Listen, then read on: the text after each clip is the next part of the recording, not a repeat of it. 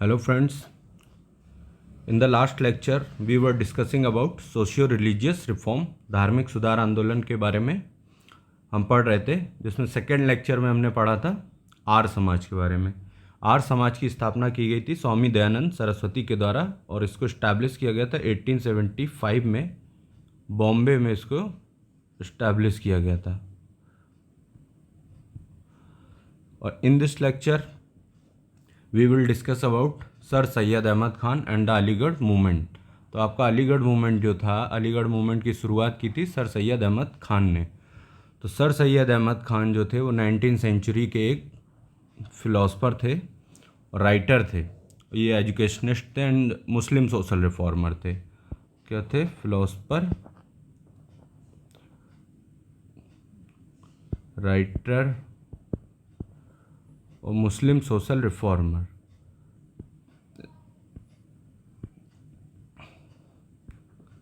मुस्लिम social reformer क्योंकि उन्होंने Muslim community के लिए कई सारे काम किए। उनके लिए एजुकेशन इंस्टीट्यूशन उन्होंने इस्टाब्लिश किया था, जिसको अलीगढ़ मुस्लिम यूनिवर्सिटी जिसको बाद में बोला जाता, मतलब पहले था इन्होंने इस्टेब्लिश किया था Anglo oriental college eight Aligarh.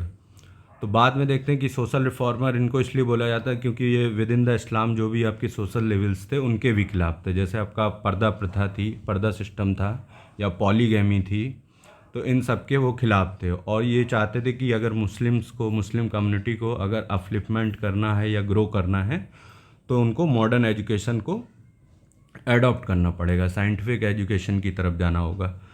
तो इसीलिए इनको मुस्लिम सोशल रिफॉर्मर स्पेसिफिक बोला जाता है क्योंकि उन्होंने जो काम किया था वो मुस्लिम्स कम्युनिटी के लिए किया था। तो अब इसको डिटेल में देखते हैं कि जो आपके सर अहमद खान थे ये बॉर्न हुए थे respective Muslim family in Delhi. तो ये दिल्ली में इनका जन्म हुआ था और इनकी जो फैमिली थे वो मुग़ल कोर्ट के, मतलब जो मुग़ल थे उनके बहुत क्लोज थी। मतलब उनके दरबार में इनकी बड़ी बड़ी पोस्ट पे इनको बैठाया गया था। जैसे इनके फादर थे और इनकी कई सारी पीढ़ियाँ मुग़ल कोर्ट में ही थी, बट इन्होंने मुग़ल कोर्ट में काम करने से मना कर दिया और इन्होंने जो EIC थी, ईस्ट इंडिया कंपनी थी, उसके साथ काम करना शुरू कर दिया और वहाँ पे नौकरी शुरू कर दी थी। तो ये था, तो इसमें था Muslim reform movement emerged quite late within the Islam. तो ये देखा जाता है कि जो विद इन द इस्लाम के अंदर जो आपके मुस्लिम रिफॉर्म मूवमेंट जो होना शुरू हुए वो काफ़ी लेट हुए थे। तो it was the only after revolt of 1857। और माना जाता है कि 1857 की क्रांति के बाद आपका मुस्लिम रिफॉर्म होना शुरू हुआ था। और जो ब्रिटिशर्स थे उनका मानना था कि on the revolt of 1857 held the Muslim to be the main conspirator. तो अंग्रेज़ों का मानना था कि जो आपकी 1857 की क्रांति हुई थी उसके पीछे जो मेन कॉन्स्पिरेटर थे या जो जो उत्तरदायी लोग थे वो कौन थे? स्पेशली मुस्लिम थे। तो ये चीज़ था। सेकंड था कि Ahmad Khan tremendously influenced by the modern education and tried to reconcile it within the Islam. जो अभी पहले बताया था कि अहमद खान चाहते थे कि अगर मुस्लिम्स कम्युनिटी को ग्रो करना है या उनको आगे बढ़ना है तो उनको क्या करना पड़ेगा? अडॉप्ट करना पड़ेगा मॉडर्न एजुकेशन को। मॉडर्न एजुकेशन को अडॉप्ट करना पड़ेगा, साइंटिफिक एजुकेशन को उनको अडॉप्ट करना पड़ेगा। और ये इससे बहुत इन्फ्लुएंस थे और इसको क्या चाहते थे कि इसको रिकनसाइल किया जाए या इसको इस्लाम के अंदर उसको इस्टेब्लिश किया जाए, जिससे लोगों की मुस्लिम कम्युनिटी की ग्रोथ हो। तो आपका नेक्स्ट पॉइंट था in 1869 he went to London and it was here the idea of establishing a modern educational institution was crystallise. तो 1869 में जब ये लंदन गए थे तो this was the first time कि इनको एक आइडिया आया कि इस्टेब्लिश करने का मॉडर्न एजुकेशन इंस्टीट्यूशन। तो इनको लगा कि मुस्लिम कम्युनिटी के लिए एक एजुकेशनल इंस्टीट्यूशन इस्टेब्लिश करना चाहिए जिससे उनकी सोसाइटी का अपलिफ्टमेंट हो, अपलिफ्टमेंट ऑफ मुस्लिम कम्युनिटी।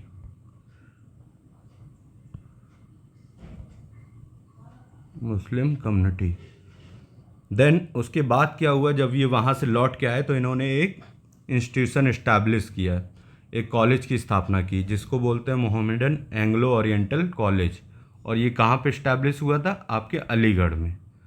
तो इसको याद रखिएगा नाम। और ये अलीगढ़ में इस्टेब्लिश हुआ था और ये भी आपका 1875 में इसको इस्टेब्लिश किया गया था। बाद में इस कॉलेज को ट्रांसफॉर्म कर दिया, मतलब इसका नाम चेंज कर दिया गया और इसको अलीगढ़ मुस्लिम यूनिवर्सिटी AMU के नाम से जाना लगा। AMU बोला जाता है। ये काफ़ी न्यूज़ में रहा था अभी, आपने देखा होगा। और इसको 1920 में अलीगढ़ मुस्लिम यूनिवर्सिटी बोला जाने लगा। तो this college gradually became the epicentre of liberal social reform movement within the Islam. तो ये जो आपका कॉलेज था ग्रेजुअली, मतलब बाद में देखा गया कि यहाँ पे एक एपिक सेंटर बन गया, केंद्र बन गया था कि यहाँ पे आपके जो लिबरल व्यू थे या जो सोशल रिफॉर्म होना यहाँ पे शुरू हो गया विद इन द इस्लाम। और आपका AMU में देखेंगे कि बहुत सारे जो आपके मुस्लिम बुद्धिजीवी लोग थे, इंटेलेक्चुअल वर्क था, यहाँ से पढ़ा हुआ भी है। तो ये आपको एक यहाँ पे लिबरल और एक सोशल रिफॉर्म मूवमेंट देखने को मिलता है विद इन द इस्लाम। और इस पूरे मूवमेंट को क्या बोला गया, या पूरे इसको बोला गया अलीगढ़ स्कूल। तो ये आपका था अलीगढ़ मूवमेंट। और इसके आगे भी देखते हैं।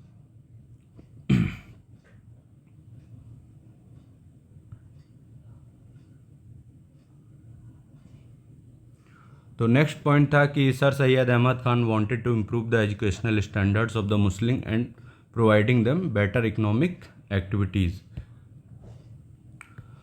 तो अहमद खान जो थे वो चाहते थे कि जो आपके मुस्लिम्स हैं उनको मतलब स्टैंडर्ड्स बढ़ाए जाए, उनको एजुकेशन प्रोवाइड की जाए और उनकी इससे क्या है, उनकी एक आर्थिक इकोनॉमिक एक्टिविटीज़ भी बेटर होंगी। और उनमें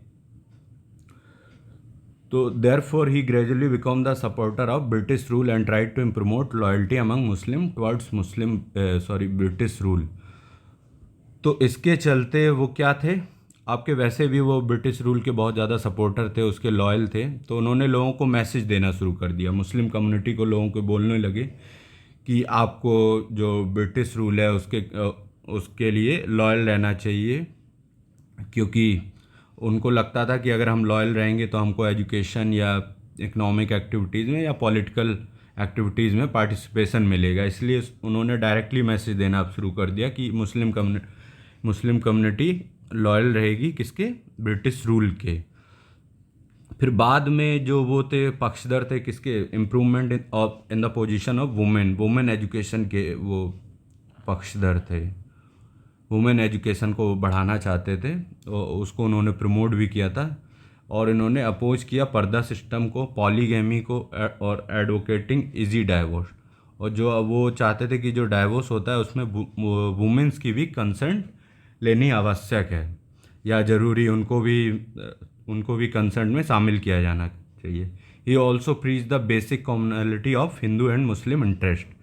तो इनिशियली देखते हैं कि वो बात करते थे हिंदू और मुस्लिम यूनिटी की या उनके दोनों के कॉमन इंटरेस्ट की। बट जब आप देखेंगे 1857 का जो रिवॉल्ट हुआ था, 1857 की क्रांति के बाद, जब ब्रिटिशर्स को लगा कि जो आपके मेन कल्प्रिट हैं वो कौन है, मुस्लिम्स हैं। आपकी जो 1857 क्रांति हुई है वो किसकी वजह से हुई है, मुस्लिम्स की वजह से। तो उधर से 1857 के रिवॉल्ट के वास्ते वो सिर्फ मुस्लिम कम्युनिटी की बात करने लगे, उनके इंटरेस्ट की बात करने लगे और उन्होंने हिंदूज को छोड़ दिया मतलब। तो नेक्स्ट था आपका Syed progressive social ideas was propagated through the his magazine Tahzib ul Akhlaq. तो जो भी उनके आइडियाज़ थे, जो भी उनके व्यूज़ थे, वो पब्लिश होते थे किस मैगज़ीन के द्वारा, ये उनकी मैगज़ीन है तहदीब उल अखलाक, यहाँ से उनके व्यूज़ पब्लिश होते थे। तो ये आप मैगज़ीन का नाम याद रखिएगा, एग्ज़ाम में पूछ लेता है। And he has also written a pamphlet title the causes of Indian revolt. और ये ब्रिटिश लॉयल्टी का सबसे बड़ा प्रूफ है सर सैयद अहमद खान के खिलाफ, कि उन्होंने एक बुक लिखी या बुक लिया, उसका टाइटल था the causes of Indian revolt, या उसको असबाबे बगावत हिंद। तो इस बुक में उन्होंने बताया कि जो 1857 का रिवॉल्ट था उसके लिए मुस्लिम जिम्मेदार नहीं थे और वो इससे अपनी लॉयल्टी दिखाना चाहते थे ब्रिटिश रूल को। और उन्होंने बताया कि who were the responsible for the revolt of 1857। तो ये भी याद रखिएगा, असबाब बगवात ए हिंद। तो ये उनका एक बुक था जिसको बोलते हैं the causes of Indian revolt. तो इसके थ्रू इन्होंने बताया कि मुस्लिम रिस्पॉन्सिबल नहीं थे 1857 रिवोल्ट के लिए आपके। तो ये उन्होंने तो नेक्स्ट देखते हैं।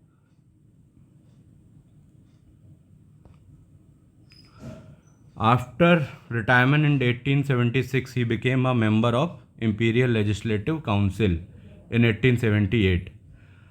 तो मैंने बताया था कि EIC में इन्होंने जो मुग़ल कोर्ट था उसको ना ज्वाइन करके इन्होंने किसको ज्वाइन किया था, EIC को, क्योंकि इनको लगता था कि जो मुग़ल थे 1857 के टाइम पे या 19th सेंचुरी में, तो मुग़ल वैसे भी आपका वो ख़त्म होने लगे थे, क्योंकि जो EIC थी ईस्ट इंडिया के कंपनी ने काफ़ी आपका कब्जा कर लिया था। जैसे अब बंगाल मेन सारा जगह बंगाल था आपका, अवध था, यहाँ पे सब कब्जा कर लिया था। तो मुग़ल कोर्ट वैसे भी, मुग़ल एम्पायर वैसे भी आपका ख़त्म हो रहा था। तो उन्होंने मुग़ल एम्पायर को ना ज्वाइन करके EIC को ज्वाइन किया, ईस्ट इंडिया कंपनी। और ईस्ट इंडिया कंपनी में उन्होंने क्लर्क की नौकरी से शुरुआत की थी। तो ये बाद में 1876 में इनका रिटायरमेंट हुआ। और क्योंकि ये कंपनी के प्रति या ब्रिटिश रूल के प्रति इतने ज़्यादा लॉयल थे, उनके लॉयल्टी थी, तो बाद में ही became a member of imperial legislative council. तो बाद में ये काउंसिल के मेंबर बन गए 1878 में। और his loyalty earned him a knighthood in 1888। तो बाद में इनकी लॉयल्टी के चलते, ब्रिटिश रूल की लॉयल्टी को ये दिखाते थे, तो बाद में उसके चलते इनको एक रिवॉर्ड मिला या इनको एक उपाधि दी गई जिसको बोलते थे नाइटहुड। नाइटहुड की उपाधि आपकी राजा राम मोहन रॉय को भी दी गई थी। तो ये आपका 1888 में 1888 में इनको नाइटहुड की उपाधि से नवाजा गया था, उनको रिवॉर्ड दिया गया।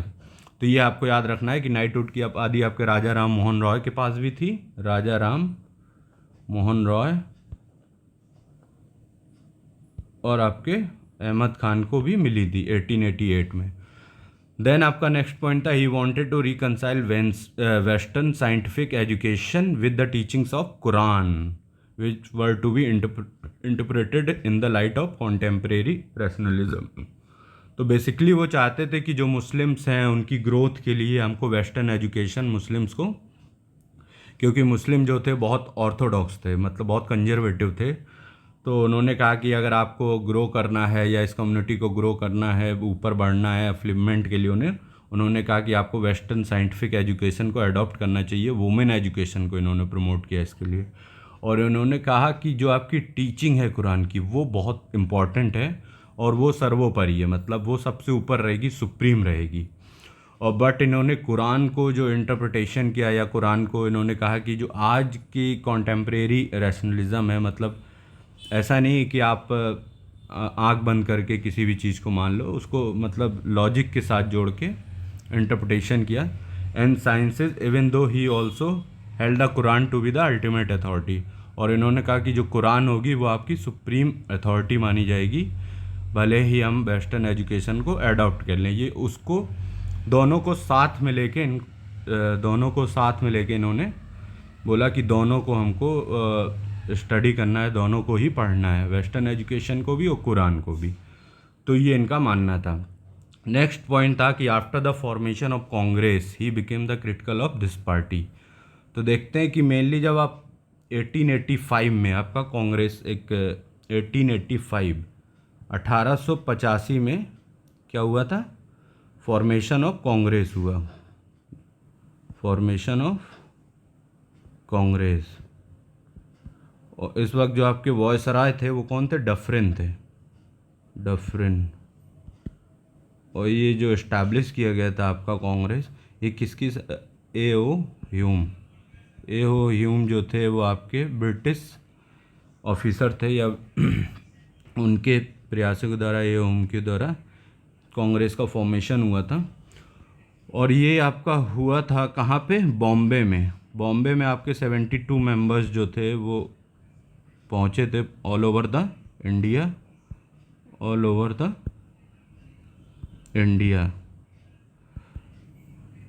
तो बाद में वहाँ पे कांग्रेस का गठन हुआ 1885 में।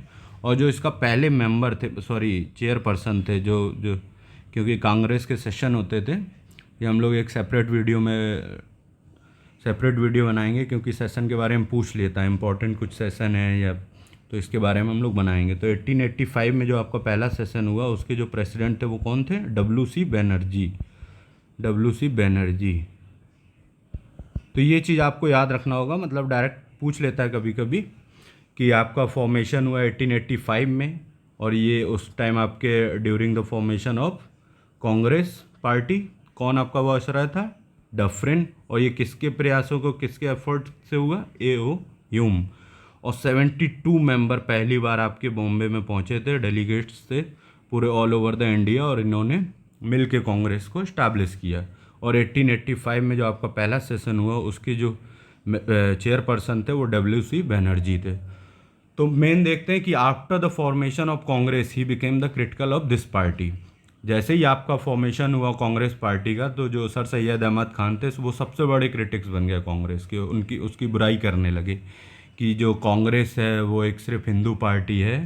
तो बाद में इन्होंने क्या किया कि हिंदूज, कांग्रेस को सिर्फ हिंदू पार्टी बोला जाने लगा इनके द्वारा, और इन्होंने पब्लिकली, मतलब जो मुस्लिम थे उनको बोलने लगे कि आपको कांग्रेस पार्टी ज्वाइन करने की ज़रूरत नहीं है, और उन्होंने सेपरेट मुस्लिम आइडेंटिटी की बात कहने लगे कि मुस्लिम्स की अपनी एक सेपरेट आइडेंटिटी है।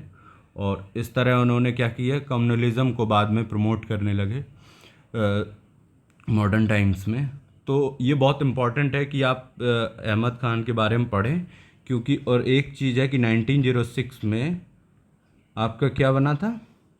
मुस्लिम लीग की स्थापना हुई थी, मुस्लिम लीग को इस्टेब्लिश किया गया था, ये मैंने बताया भी था पहले। मुस्लिम लीग्स को आपको ढाका में इस्टेब्लिश किया गया था, ढाका में वहाँ के नवाब के द्वारा इसको इस्टेब्लिश किया गया था। तो आप देखेंगे जब जो पाकिस्तान की नींव रखी गई, तो उसमें आपका सर सैयद अहमद खान का एक इम्पॉर्टेंट रोल माना जाता है इसका। तो ये आपका लेक्चर था। नेक्स्ट हम लोग पढ़ेंगे थियोसॉफिकल सोसाइटी के बारे में, और ये हम लोग धार्मिक सुधार आंदोलन पढ़ रहे हैं, सोशियो रिलीजियस रिफॉर्म। इसमें 5-6 लेक्चर में इसको हम पूरा कवर करेंगे, क्योंकि इससे डायरेक्ट एग्ज़ाम में क्वेश्चन आता ज़रूर है।